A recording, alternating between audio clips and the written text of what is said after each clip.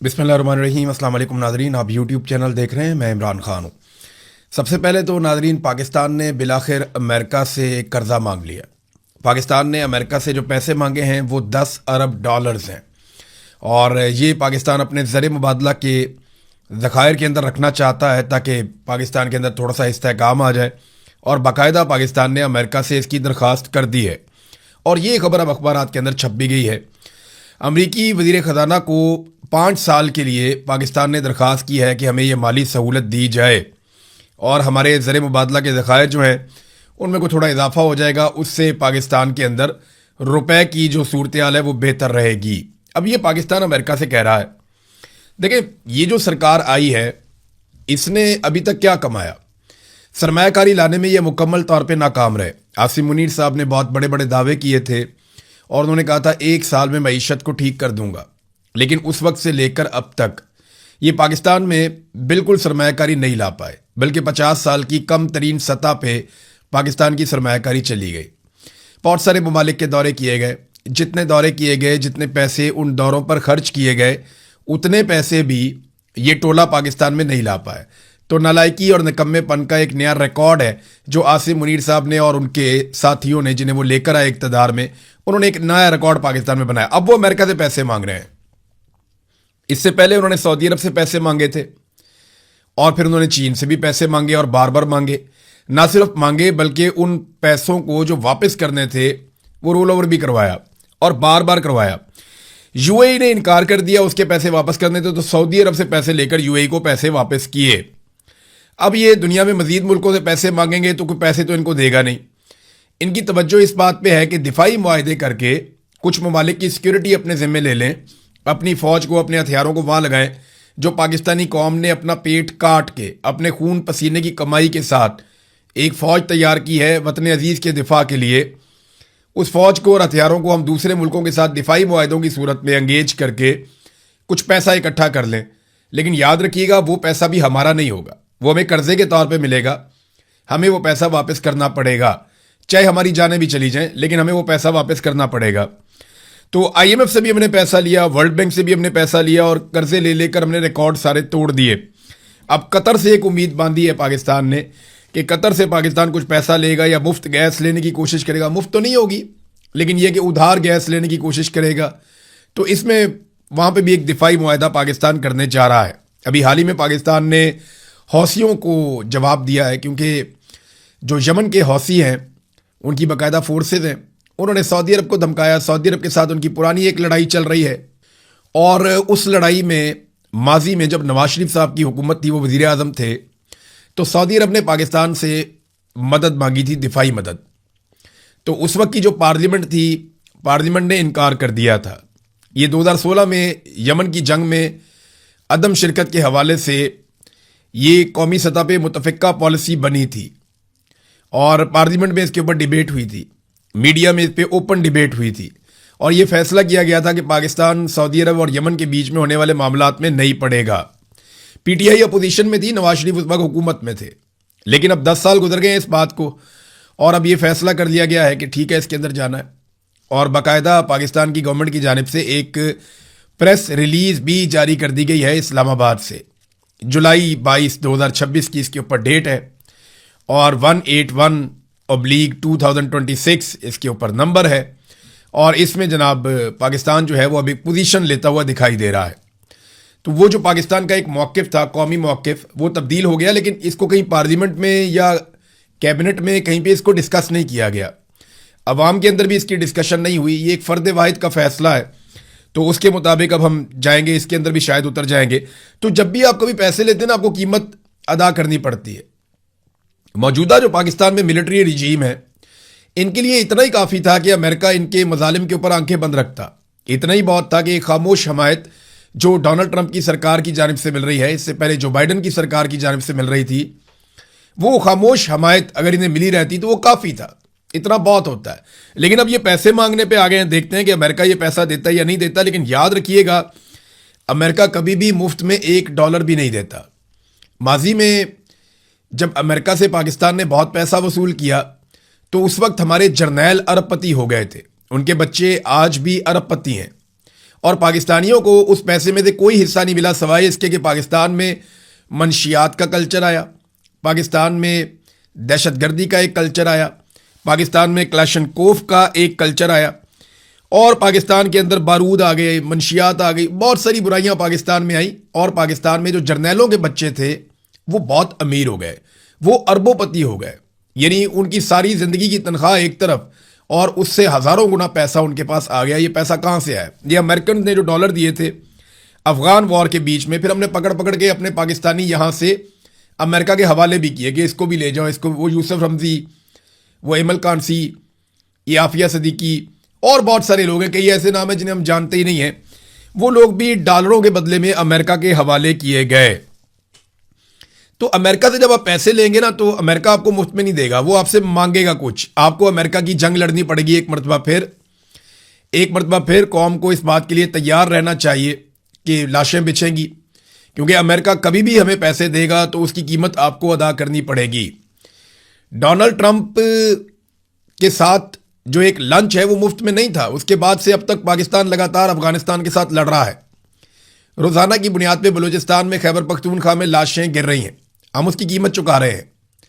मिसाल के तौर पे अभी बलूचिस्तान में खून की होली खेली गई, 7 लाशें मजीद मिली हैं, तशद्दुद लाशें हैं, उनको गोलियां भी मारी गई हैं, और ये बलूचिस्तान के मुख्तलिफ इलाकों से मिली हैं। रोज़ाना की बुनियाद पे बलूचिस्तान से लाशें मिलती हैं, रोज़ाना की बुनियाद पे बलूचिस्तान में सिक्योरिटी फोर्सेस के ऊपर हमले किए जाते हैं, रोज़ाना की बुनियाद पे वहाँ पे जबरी तौर पे इंसानों को गुमशुदा किया जाता है। इंसानी हकूक़ की पामालियाँ सरकार भी कर रही है और दहशतगर्द भी कर रहे हैं। तो हम एक आग में झुलस रहे हैं। यही कुछ हमारा खैबर पख्तूनख्वा में भी हो रहा है। वहाँ पुलिस लड़ लड़ के थक गई है, लेकिन दहशतगर्दों को जिन्होंने लाकर बसाया उनसे पूछने वाला कोई नहीं है कि जनाब आप बॉर्डर पर बैठे हैं तो दहशतगर्द पाकिस्तान में कैसे आ गए। इसका जवाब कोई देने को तैयार नहीं है।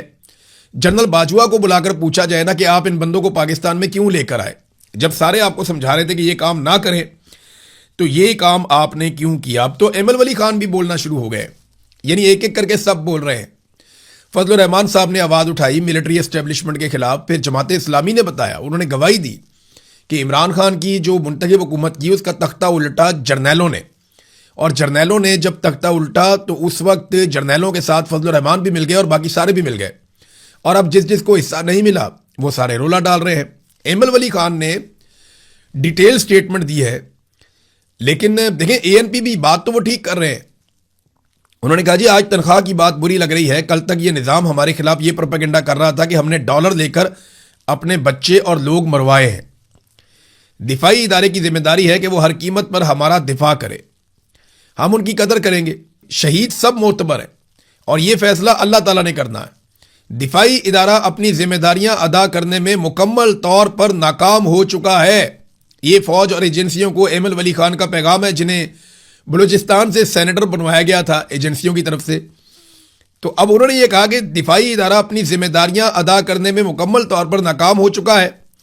दहशतगर्दी का मसला पॉलिसी तब्दील करने के बगैर हल नहीं हो सकता, और यही असल बात है। आपको लोगों से बात करनी पड़ेगी।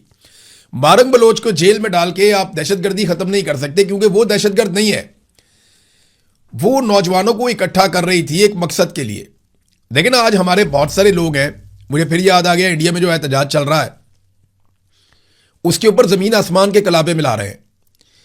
इंडियन पुलिस वहां पे स्टूडेंट्स को या नौजवानों को डंडा मारे ना तो पाकिस्तान में जो टाउट्स हैं वो तिलमिला उठते हैं, लेकिन यहां पाकिस्तान में पुलिस और सिक्योरिटी फोर्सेज और रेंजर्स गोलियां भी मारे ना नौजवानों को और उनकी लाशें पड़ी हुई हो, तो ये लाशों के ऊपर से गुजरते हुए कहते हैं कि ये ड्रामा कर रहा है।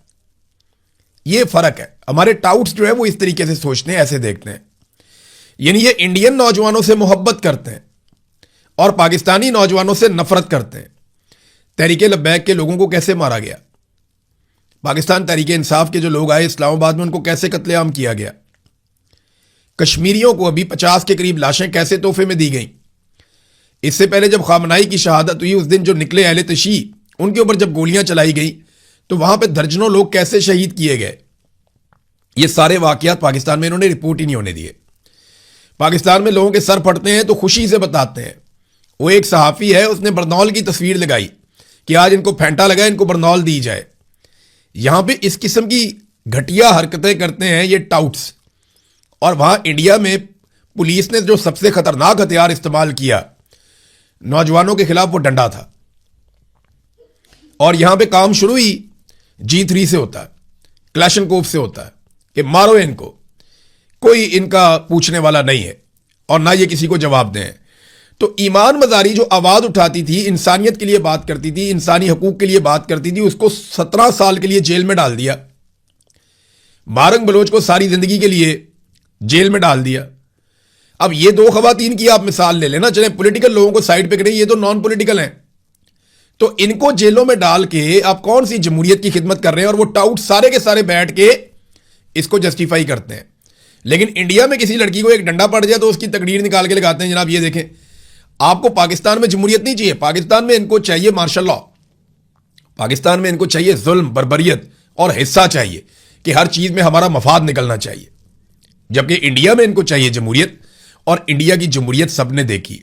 जो उनके नौजवान जबान इस्तेमाल कर रहे हैं, जो बात कर रहे हैं ना, पाकिस्तान में इससे आधी बात करने के ऊपर बंदा और खानदान समेत गायब हो जाता है। ये पाकिस्तान में किया जाता है। तो एमएल वली खान का स्टेटमेंट आपने देखा। अब पाकिस्तान तहरीक इंसाफ कह रही है जी कि 5 अगस्त से हम एक नई तहरीक शुरू करने जा रहे हैं। 5 अगस्त को इमरान खान साहब को 3 साल हो जाएंगे जेल में कैद हुए, और ये नई तहरीक अब शुरू करने जा रहे हैं। क्या इनकी कोई तैयारी है? क्या ये अपना सारा कुछ कुर्बान करने के लिए तैयार है? देखिए, अभी तक सुहेल अफरीदी ने जितनी कॉपरेशन की है पाकिस्तान की मिलिट्री एस्टेब्लिशमेंट के साथ, उतनी कॉपरेशन अली अमीन गंडापुर भी नहीं कर पाए थे। तो इस कॉपरेशन के बदले में क्या वो इमरान खान को कोई एक रिलीफ दिलवा पाए? तो अफसोस के कहना पड़ता है कि वो नहीं ऐसा कर पाए। इमरान खान साहब से जितनी भी डील की कोशिशें की गई हैं, अभी हाल ही में कोशिश की गई, उन सारों में नाकामी हुई है डील करने वालों को। तो पाकिस्तान तहरीक इंसाफ या इनकी क़यादत किस आसरे में बैठी हुई है कि कोई मफामत कर लेंगे? मफामत ऐसे नहीं होनी, मुज़ामत होगी तो मफामत होगी, वरना मफामत हो नहीं सकती, ये पॉसिबल नहीं है। नादरीन, 26 नवंबर की आप मिसाल ले लें। अब ये कह रहे हैं दोबारा लोगों को निकालेंगे, लेकिन जो 26 नवंबर को कत्लेआम हुआ था इस्लामाबाद डी चौक में, उसका एक मुकदमा दर्ज करने के लिए दरखास्त दी हुई थी पाकिस्तान तहरीक इंसाफ ने, और उसमें बैरिस्टर गौहर को बनाया गया था मुद्दई, और यह बताया गया था कि जनाब इसमें हमारे इतने लोग कत्ल हो गए, इतने लोग जख्मी हो गए, पुलिस ने ऐसे ऐसे मारा, सिक्योरिटी फोर्सेस ने सीधी गोलियां मारी, मुकदमा दर्ज किए जाएं शहबाज शरीफ के ऊपर, मोहसिन नकवी के ऊपर, मरियम नवाज के ऊपर और दीगर के ऊपर। लेकिन आज 1.5 साल से ज़ायद गुजरने के बाद वो दरखास्त खारिज कर दी गई, और इसमें अदालत का कसूर नहीं है, पाकिस्तान तहरीक इंसाफ की क़यादत का अपना कसूर है।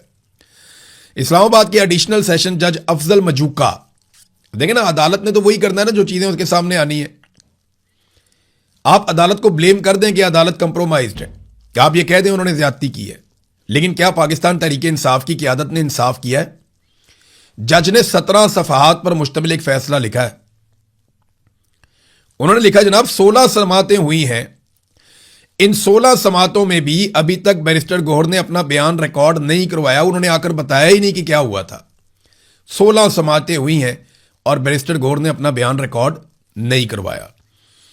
इसके अलावा मजीद गवाह भी थे इस सारे मामले के अंदर, यानी कोई सबूत लेकर नहीं गए, इन्होंने बताया ही नहीं। यहां पे डिटेल जो है वो साकिब बशीर साहब ने शेयर की हैं।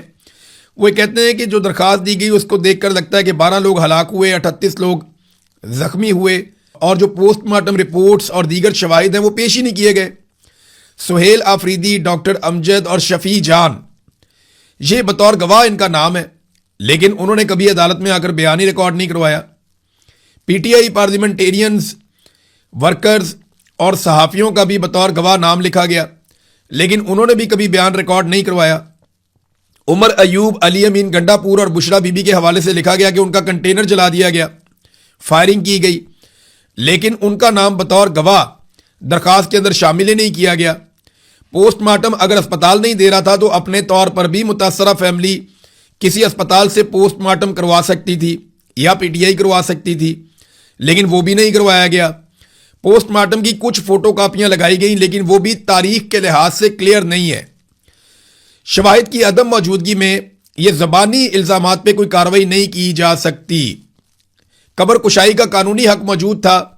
मजिस्ट्रेट अदालत को दरखास्त देकर लाशों की कब्र कुशाई और मौत की असल वजूहात जानने की कार्रवाई करवा सकते थे। इस हवाले से 19 माह के दौरान ऐसा कोई सबूत रिकॉर्ड पर नहीं लाया गया। पीटीआई चेयरमैन की दरखास्त अदम शवाहिद की बिना पर नाकाबिले समाअत करार देकर खारिज की जाती है। ये अपने कारकुनों का खून बेच दिया पाकिस्तान तहरीके इंसाफ ने। इमरान खान ने एक जिल्ले शाह को इनके गले में फंसा दिया था। हम आज भी शहीद अरशद शरीफ के लिए आवाज उठाते हैं। ऐसे सहाफी भी आवाज उठाते हैं जिन्हें शहीद अरशद शरीफ के नुक्ता नजर से इख्तलाफ हो सकता है, जिन्हें इत्तफाक है वो भी आवाज उठाते हैं। लेकिन क्या ये सारे लावारिस थे पाकिस्तान तहरीके इंसाफ के कारकुन, जिन्हें गोलियां लगी, जिन्हें कत्ल कर दिया गया, जिनकी लाशें गई उनके घरों में? क्या बतौर एक जमात पाकिस्तान तहरीके इंसाफ की जिम्मेदारी नहीं थी कि वो पोस्टमार्टम करवाते? अगर इस्लामाबाद नहीं कर रहा था तो अपने सरकारी अस्पतालों से खैबर पख्तूनख्वा में करवा लेते।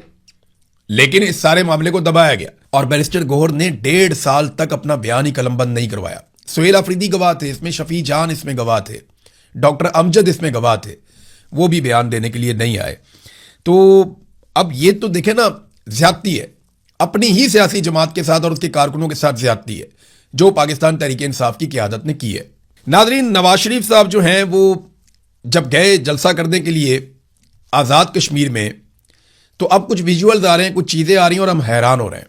नंबर एक तो यह है कि कुछ बसों की तस्वीरें और वीडियोस मुस्लिम लीग नून के व्हाट्सएप ग्रुप्स के अंदर से निकल कर आई, जिनमें नौजवान ये लिख रहे हैं और मैसेजेस कर रहे हैं कि हम पहुंच रहे हैं आज़ाद कश्मीर, और ये पंजाब से जा रहे हैं। यानी पंजाब से सैकड़ों लोगों को बसों में भर के आज़ाद कश्मीर पहुंचाया गया ताकि नवाज शरीफ साहब वहां पे जलसा कर सकें और लोग कम दिखाई ना दें। मैं भी सोच रहा था, एक तो पहले ही बहुत थोड़े से लोग हैं, वो पंडाल को भर ही नहीं पाए, आधे से ज्यादा पंडाल खाली था। लेकिन जो लोग वहां मौजूद थे वो भी बाहर से लाए गए थे। अभी ये एक व्हाट्सएप ग्रुप है जिसका ताल्लुक लाहौर के करीब कसूर से है। ये वहां से तकरीबन को 200-250 लोग अलग अलग गाड़ियों में बैठ के जा रहे हैं आज़ाद कश्मीर की तरफ। फिर बाकी जगहों से भी ऐसे ही पहुंचाए गए हैं। तो इसका मतलब यह हुआ कि आज़ाद कश्मीर के लोगों ने नवाज शरीफ को, मरियम नवाज को रिजेक्ट कर दिया। और ऐसे ही फार्मूले पर पीपल्स पार्टी भी काम कर रही है। वो अपने ज्याले इकट्ठे करके मुख्तलिफ इलाकों से लेकर आते हैं और लाकर उन्हें एक जगह पे जलसा करवाते हैं और ये साबित करने की कोशिश करते हैं कि हमें आज़ाद कश्मीर के लोग बहुत प्यार कर रहे हैं, हमें यहाँ पे बहुत सारे वोट मिलेंगे, हम हुकूमत बना लेंगे। क्योंकि हुकूमत तो इनको बनाकर देनी है वहां पे मकामी मिलिट्री एस्टेब्लिशमेंट के नुमाइंदगान ने। उन्होंने बताना है कि किसकी कितनी सीटें, किसकी कितनी सीटें, और कौन बनेगा वजीर आजम और कौन बनेगा कौन सी वजारत के ऊपर वजीर। ये तो फैसला मिलिट्री एस्टेब्लिशमेंट ने करना है। और अगर इसका रास्ता किसी ने रोकना है तो आज़ाद कश्मीर की आवाम ने रोकना है। अभी तक तो वो इररेलीवेंट हैं, वो इनके जलसे जुलूसों में भी नहीं आ रहे। लेकिन जब वो रेलिवेंट हुए और मैदान में आए और उन्होंने इसके खिलाफ सख्त पोजीशन ली तो फिर इम्तिहान होगा पाकिस्तान की एस्टेब्लिशमेंट का भी। नवाज शरीफ ने ना जो तकारीर की उसके साथ पुरानी तकारीर मिलाकर लगाई हैं लोगों ने, आज़ाद कश्मीर के लोगों ने। यानी जो बातें नवाज शरीफ ने आज से 10 साल पहले कश्मीर में खड़े होकर कही थी ना, सेम वही बातें, वही दावे, वही वादे और वही तकरीर नवाज शरीफ ने रिपीट कर दी, बिल्कुल वही सेम। तो 10 साल पहले जो आपको इक्तदार मिला था तब ये काम कर दिए थे, तब ये काम करने चाहिए थे ना। 10 साल पहले भी काम नहीं किया, आज भी काम नहीं किया, अभी भी आपकी सरकार बनी हुई थी, आपने काम नहीं किया।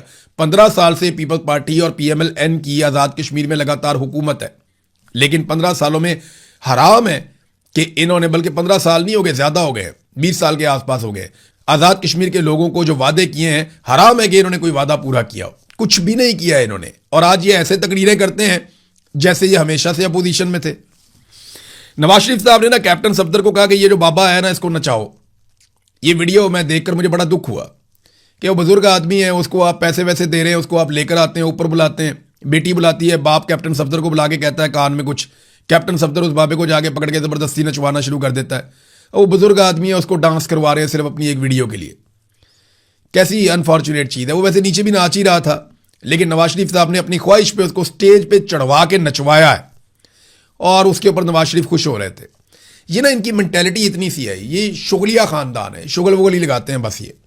ये इंसान को इंसान नहीं समझते, ये समझते हैं कि ये बस हमारे लिए कीड़े मकोड़े हैं। और मुझे अच्छी तरह याद है एक दिन मरियम नवाज ने कहा था कि 5 साल में एक थपकी तो कारकुन का हक होता है ना, एक थपकी आप उसे दे दें तो वो 5 साल के लिए दोबारा उसको एनर्जी मिल जाती है, फिर वो आपके लिए मरने मारने पर तुल जाता है। तो ये ऐसा रॉयल ख़ानदान है। यहाँ बरतानिया में कोई लीडर अगर किसी कारकुन के बारे में ऐसी बात कर दे ना तो वो कारकुन जाके अदालत में केस कर देगा और ऐसी तैसी फेर देगा, लीडर को माफी मांगनी पड़ेगी। तो नाजरीन अब तक के लिए इतना ही। अपना ख्याल रखिएगा, अपने इस चैनल का भी। अल्लाह हाफिज।